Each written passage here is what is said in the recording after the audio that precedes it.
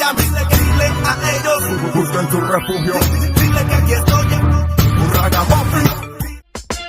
¿Cuál es la banda que te gusta? Kila. ¿Cuál es la banda que aniquila? Kila. Nos encontramos con Elian Davis, productor panameño en crear ritmo de reggae para los pelados de aquí de Panamá, ¿cierto? Exactamente. Elian, Estamos activos. ¿en qué año iniciaste como productor? Ok, yo considero que entré como productor como tal la primera vez que me pagaron, porque yo empecé a hacer música desde los 5 años, un poco menos todavía con mi papá, pero no puedo decir que de los 3 años ya yo era productor, me explico, porque independientemente que grababa con él y salíamos en presentaciones y eso, yo considero que fue la primera vez que me pagaron. Y fue en 1986, cuando hice un jingle de política. Así, ¿qué política era? Y me acuerdo de qué partido era. Capaz ni existe el partido ese ya. Ese año que fuiste a cantar en el extranjero por primera vez, ¿como cantante o como productor? Ajá. Explícanos esa gira. Por primera vez, si mal no recuerdo, creo que fue esa la primera vez, con el señor Rodrigo Tamayo, que era el dueño de Discotienda Tamayo, me contrató para que fuera el pianista en Venezuela de una agrupación. El muchacho, el que lo cantaba era Jameson, algo así era el nombre de él. Esa fue tu primera vez. Correcto. Director de la agrupación, o sea, el director musical y tocaba el piano también. Fue en el 90-91 por ahí. ¿Puedes decir cómo iniciaste haciendo ritmo? ¿Y en qué año? Si recuerdas muy bien, y los equipos. Ok, como productor, ¿no? Porque como comentaba mi papá, que yo no soy ni el 10% de lo que era mi papá. Mi papá fue el que inventó los combos nacionales. El primer combo nacional fue mi papá allá en Colón. Y él hacía música desde los 6 años. Entonces, por lo tanto, aprendí de él y hacía música también. Pero yo, como solo haciendo, es que hay mucha historia, pero digamos, hablando ya música que sonó en la radio y eso,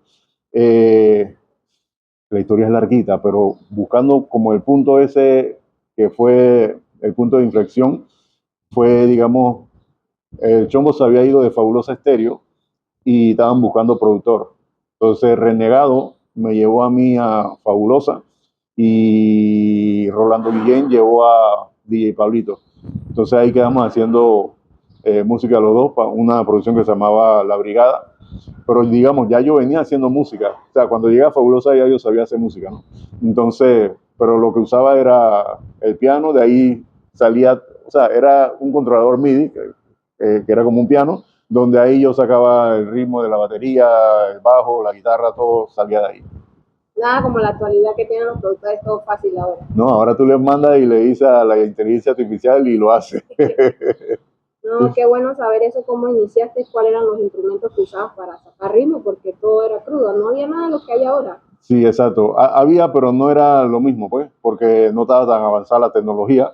Para ese tiempo la tecnología estaba avanzada en ese tiempo, pero comparado con a estos tiempos, la tecnología ha crecido bastante y es muy diferente de la manera de hacer la música.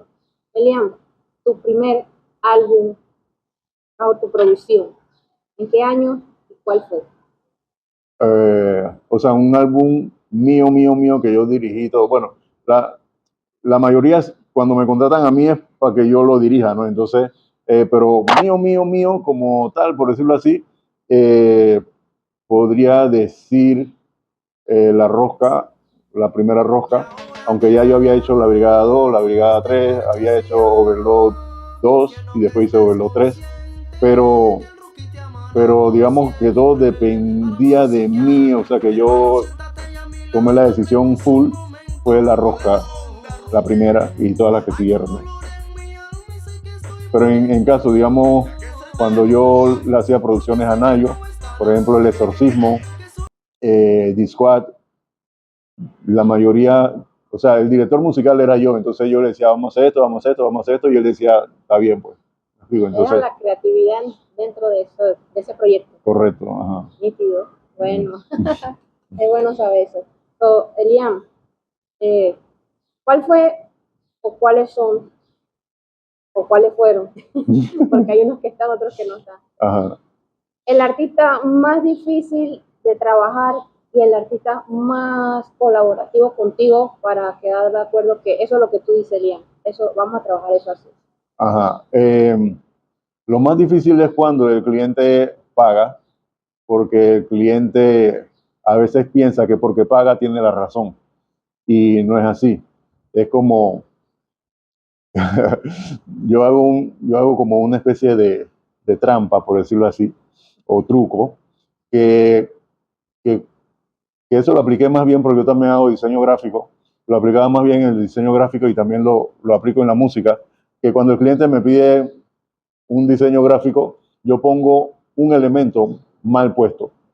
Y el cliente viene y que, hey, pero eso, ¿por qué si no lo corre un poquito para el centro no quedará mejor? Entonces, ya, pues le pongo algo para que sienta como que, ahora sí está bien porque metió la cuchara. Me explico, pero yo sé de lo que piensa, que si tú me estás contratando para hacer algo, tú debes dejarte llevar porque yo lo que quiero es sacar lo mejor de ti. Me explico, entonces, claro, respetando lo que tú quieres hacer y conociendo las limitaciones y las habilidades que tiene el artista o el cliente, ¿no? Entonces, contestando, sacando la parte del cliente que paga, hablando de artistas que me han interesado grabar, el más complicado, pero que tenía muchísimo talento en escritura, pero cuando iba a grabarlo, desafinaba mucho, se salía mucho del tiempo, pero la escritura era una brutalidad. Alfa, que nada más le grabé una canción que fue para la propia 2001, que era Señor conductor, vaya un poco más deprisa, quiero, pero ese man tenía una creatividad para decir las cosas, las melodías que inventaba, la letra, todo era brutal, pero en la parte técnica, que era para grabar, se volvía un guacho. Pero me gustaba tanto lo que él hacía, que yo, bueno, la verdad me tomó como entre 8 a 12 horas grabarlo. Solo grabar la voz, no hacer la música, no nada, solamente grabar. Tuve que ir pedacito por pedacito, frase por frase para poder, no fue un solo tiro, fue muchas horas de grabación.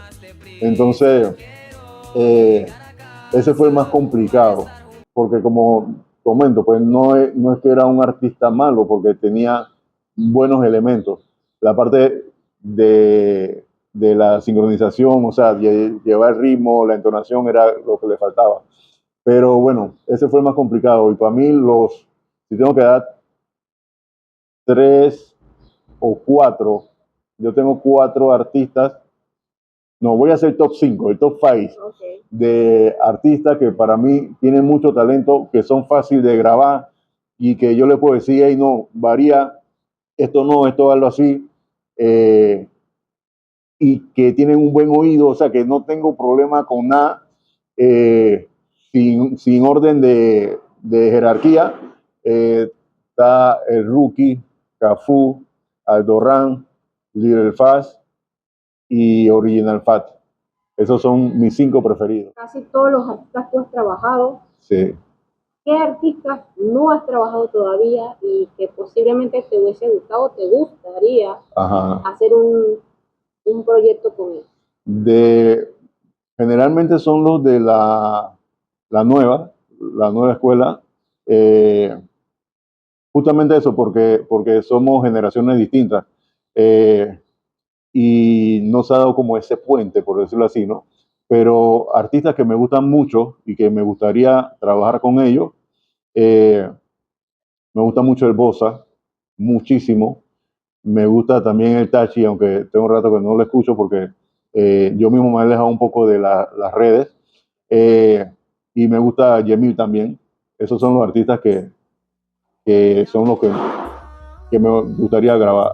Hay otros más, ¿no? Pero eso, si pensándolo rápido, eso. ¿Está disponible en caso tal si se llega a dar? Sí, claro.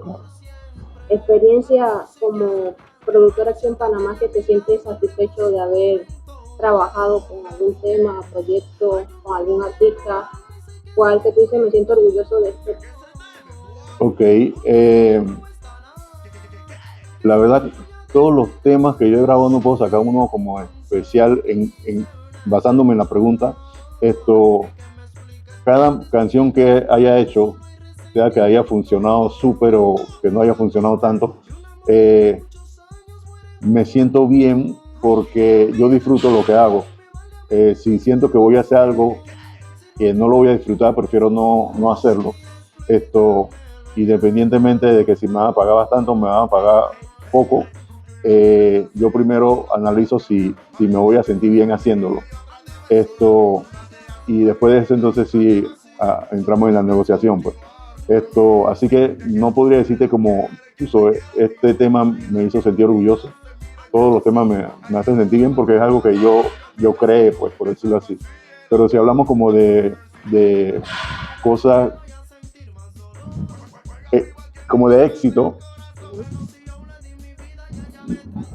las cosas que hice con el Rookie, las canciones que hice con Cafú, Vamos para la playa, Vivo en el gueto, Nunca dijo nada, esa es mi voz. Todo eso fue producción tuya. Ajá. No, para la generación nueva que no saben. Sí. Mira eso. Letras, digamos, artistas que yo le he escrito letras, que han cantado canciones mías, frases que yo le he dado, por ejemplo, de Cafú Banton, no todo lo malo viene del gueto, ni todo lo del gueto es malo, esa frase es mía.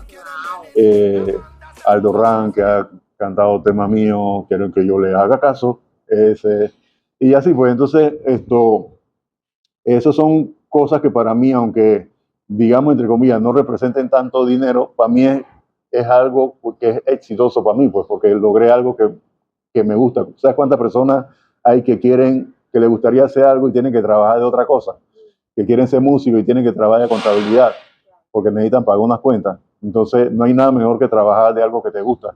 Pero ya cuando entra que te pagan por eso, no es solamente un hobby, es una responsabilidad donde tú tienes que respetar tu palabra y el tiempo de las demás personas. Entonces, para mí eso es éxito, lograr hacer algo que la gente no hable mal de ti. Para mí eso es más valioso, pues. Claro, el éxito y la fama ayudan un poco porque ayudan a pagar las cuentas, ¿no? Claro. Pero para mí ese no es como el éxito completo. Tus habilidades, cuéntanos tus habilidades. Ajá, cosas que sé hacer. Si hablamos de la música, bueno, cuando llegó la tecnología dejé de tocar instrumentos, porque yo tocaba trompeta, tocaba batería, tocaba bajo, guitarra, así pues. Pero cuando llegó la computadora, todo lo hago en la computadora y perdí la práctica. Antes yo leía los pentagramas también para hacer la música, pero ya con la computadora se facilitó las cosas, ¿no? Entonces uno se vuelve un poco perezoso por la inmediatez que te da los resultados en la computadora. Entonces hago videos, hago campañas publicitarias. Tengo mucho tiempo que no lo hago, pero yo empecé antes de sobresalir como productor en la música, yo hacía animaciones en 3D. Por ejemplo, para Grupo Sílaba, para Don Lee, así las publicitarias me contrataban para que yo hiciera animaciones. Yo inventaba comerciales, muchos comerciales que salieron, yo los inventé cuando estaba era una productora y las publicitarias llegaban y yo hacía lo que me pedían, ¿no? ¿Qué otra cosa? Jugué basquetbol, jugaba muy bien basquetbol. Yo soy de San Miguel Callepé y es cuna de muchos basquetbolistas famosos, como un primo hermano mío, Braulio Rivas, que vive en Nueva York. Entonces yo crecí en esa influencia del basquetbol. Eso me aburrió y me salí porque un hermano mío fue selección de Panamá y yo iba por eso mismo también, pues. Pero después no era la posición que me gustaba, entonces me salí. Y así pues, cosas que sé hacer, por decirlo así. ¿Consideras tú en el ámbito de la música urbana en Panamá, en realidad, hablando, yo me considero uno de los primeros en esto o sea, puedes hablar, ¿qué puedes decir de la música de Panamá también? Ok, una de las cosas que me hace sentir bien es que por medio del talento, porque yo soy músico, no solamente soy reguecero, yo trabajé con muchos grupos de rock como Los 33, Peso Neto, Tierra de Nadie, Los Tímidos. Yo trabajaba con ellos, haciéndole música a Erika Ender cuando grababa su mejorana, eso tiene un nombre, ya no es cumbia, pero es como, digámosle mejorana. Yo la grababa a ella en un estudio que tenía un amigo mío, Iván Reimores, que era el guitarrista de Peso Neto. Yo soy un vampiro astemio. Bueno, con ellos, antes de yo entrar a la música o en Fabulosa, ya yo venía haciendo música rock. Y, por ejemplo, hay uno que se llama Alex Gligo, que canta Jugando con Fuego. Bueno, a él yo fui que lo metía a que cantara balada también, porque cantaba rock. Okay, Y así, pues entonces también hacía merengue, o sea, yo eso, pues soy músico, entonces, pero me di a conocer en el reggae, pues. Entonces, llegué a trabajar con un señor que se llama Vitin Paz, que era un trompetista súper famoso, en una producción que le hicieron. O sea, con muchos artistas que no solamente eran del género de reggae. Entonces, pero en el reggae fue donde me di a conocer y por lo tanto me siento también contento por eso, porque yo podría decir, o sea, igual soy un engranaje de toda esta maquinaria, ¿no? Claro. Pero el que empezó el Romantic Style fui yo. Wow. Si yo soy, no quiero decir el creador, no sé qué etiqueta ponerle, si creador, fundador. No importa, fundador puede ser porque fuiste uno de los primeros en crear ese movimiento, ¿no? Exacto, pero fueron como que los planetas se fueron asociando, pues porque quedé en Fabulosa, y ahí estaba Celia Torres, la Chief, y a Celia Torres le gustaba mucho la balada. Entonces, yo quedé haciendo reggae romántico porque el 110, que lo hacía muy bien el Chombo, yo ¿para qué voy a competir con el Chombo? Porque aparte, en gusto musical, no era que lo que el Chombo estaba haciendo estaba malo, sino que no me gustaba. ¿En qué sentido? Que no había mucha instrumentación, mucha melodía. No metía mucha melodía. Era el tum, patum, patum, una melodía ahí que tocara con eso. En cambio, en la balada tiene más piano, más guitarra, más cosas. Entonces, ¿yo para qué voy a pelear contra el Chombo cuando él está haciendo algo bien y yo quiero darle algo, poner algo diferente? Pues, o sea, lo que yo conozco que es melodía, acordes y eso. Entonces, yo lo que hice fue ritmo lento, musicalizado así, pero a flow balada. Y eso fue lo que, por ejemplo, cuando estaba en el 110 pegado, que yo salí con Aló Rookie, ¿qué fue lo que pasó? Que eso está bien musicalizado. Entonces, fue como salirme un poco del contexto que se estaba sonando en ese momento. Y ahí cambió todo también, porque ya la música no era solo 110, sino ya venía otro flow de tipo de reggae. Exacto. Entonces me salí fue de como de ese, me salí fue como de ese paradigma, pues. Pero si no estuviera Celia ahí, quizás no hubiera funcionado tanto. Entonces no puedo decir que yo solo, me explico. Sí, pero y aparte de eso, te dio una idea. Al ver a Celia que le gustaba la balada, tú ven acá, vamos a ver cómo sale esto. Correcto, y yo quería, como comenté, pues el 110 no me iba a poder expresar como yo quería, que si fuera un ritmo lento. Entonces, después me fui de Fabulosa y llegó entonces Di Blasio. Y Di Blasio, que es un genio musical, entonces también adornó muchísimo el Romantic Style, ¿no? Y se le debe mucho a Di Blasio porque también es un genio en el Romantic Style. Entonces, ya por eso yo no puedo decir que yo soy el creador de Romantic Style. Sí lo puedes decir. Fui el precursor, pues el que lo hizo que se encendiera la mecha. Claro, total. Y mira, temas que no sabía, hasta yo estoy sorprendida, porque es bueno saber todo ese historial. Uh-huh. De verdad que entonces ahí donde Celia se quedó moviendo todo lo que es Romantic Style. Si no me equivoco, es la misma que está hablando, que es la que se mantiene con Flex. Sí, correcto, la manager de Flex. Wow. Exacto. Importante saber. ¿Has trabajado con Flex? Sí, yo le hice un tema que lo canta con el Despro para Ghetto 316. Amor, dime cómo hacer para olvidarte. Oh. Ese lo hice yo. Hemos tenido oportunidad de hacer otras cosas, videos que hicimos, participé en la hechura de un video en Colombia y así pues, es súper friend mío. Nos tenemos un cariño, no nos hablamos todos los días, pero el cariño no muere. Es una persona, aparte de un artista con mucho talento, es una persona, y te lo digo a modo personal, es una persona que se preocupa por los demás. Importante eso es la comunicación con compañeros de la industria, que puedas tener esa confianza y esa comunicación que mantiene fuerte, bien personal, pues, correcto, personal, mutua. Sí. Quiero mandar un saludo a la gente de Mente Creativa Internacional, a sus fans, una página que la creadora es una persona que, bueno, conozco desde hace mucho tiempo, pero siempre ha estado pendiente a la música, siempre ha querido aportar tanto llevando información a su página, tanto a los peques que les gusta el fútbol, porque tiene que ver con una academia de fútbol.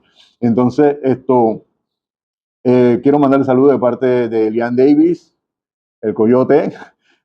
Y hay una producción que digamos que está por salir, se llama Canela en Polvo. Hay 6 temas, son puros artistas de la nueva, sin cantar vulgaridades, sí con palabras calientitas, subida de tono, pero sin vulgaridad, como cuando hacíamos antes que hablábamos doble sentido o no éramos explícitos, pero sí dábamos a entender lo que queríamos dar a entender. Está Godfire, está Idian, está una chica que se llama Nara Mays y logré hacer un featuring de Godfire con Mr. Sam y está muy bueno, se llama Canela en Polvo.